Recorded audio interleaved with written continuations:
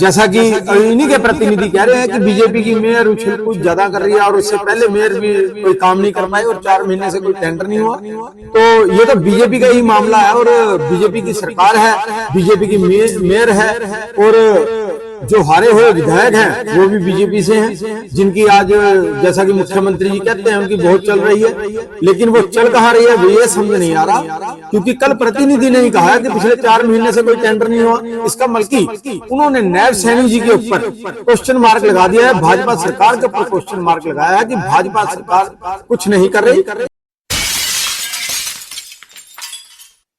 वही कह रहे हैं कि भाजपा जी पार्षद मीडिया में ज्यादा रह रही है और जो हारे हुए विधायक हैं वो कहते हैं कि मैंने ही पास करवाए थे।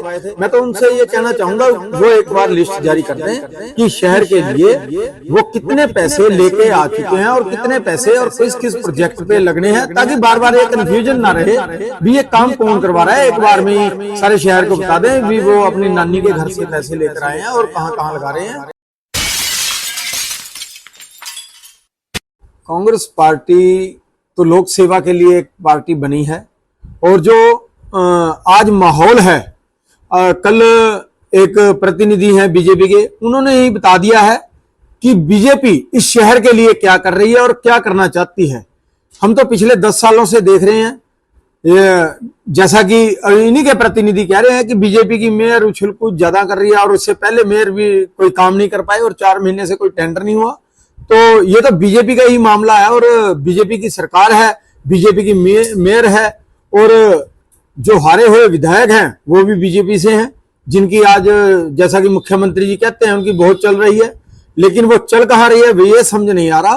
क्योंकि कल प्रतिनिधि ने ही कहा कि पिछले 4 महीने से कोई टेंडर नहीं हुआ। इसका मतलब उन्होंने नायब सैनी जी के ऊपर क्वेश्चन मार्क लगा दिया है, भाजपा सरकार के ऊपर क्वेश्चन मार्क लगाया है कि भाजपा सरकार कुछ नहीं कर रही। लेकिन कांग्रेस पार्टी जल्द एक मुहिम चलाएगी अम्बाला शहर की जनता की भलाई के लिए, ताकि इस सरकार को जगाया जा सके। चाहे उसके लिए हमें धरने प्रदर्शन करना पड़े। हमारे नेता चौधरी निर्मल सिंह जी विधानसभा में वो आवाज उठाते हैं और अब सड़कों पे जल्दी आना पड़ेगा, जैसे हालात इस शहर में पैदा हो गए। प्रतिनिधि के कल बयान से लोगों में चिंता का विषय बन चुका है कि अब लोगों के काम होंगे या ना होंगे।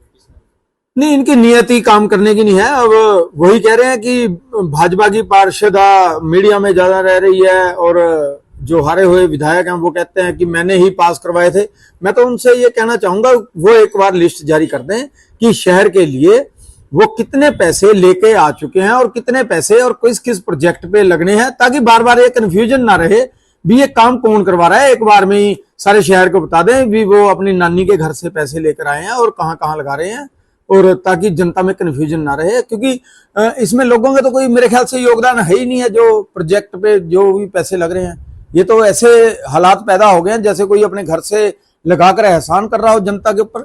इस जनता ने आपको 10 साल मौका दिया था, सभी प्रोजेक्ट अधूरे हैं, उनकी भी लड़ाई अब कांग्रेस पार्टी लड़ेगी और जो घोटाले हुए हैं उनकी तो विजिलेंस जांच चली रही है। कांग्रेस पार्टी के बाद अब भाजपा भी धड़े में बढ़ गई है, क्या लगता है? नहीं, बीजेपी तो सरकार के धड़े हैं। ये जिस दिन इनकी सरकार जाएगी इनका कोई प्रतिनिधि आपको पूरे शहर में नहीं दिखेगा। पहले भी इनकी 2 बार यहाँ पर जमानत जब्त हो चुकी है बीजेपी की, 8,000 वोट और 12,000 वोट तक सीमित रह चुके हैं। ये तो लहर में बने हुए लोग हैं, ये कोई नेता नहीं है। नेता तो चौधरी निर्मल सिंह जैसे होते हैं जो 50 साल से स्थिर हैं और वहीं पे खड़े हैं और उनके साथी भी अडिग खड़े हैं उनके साथ।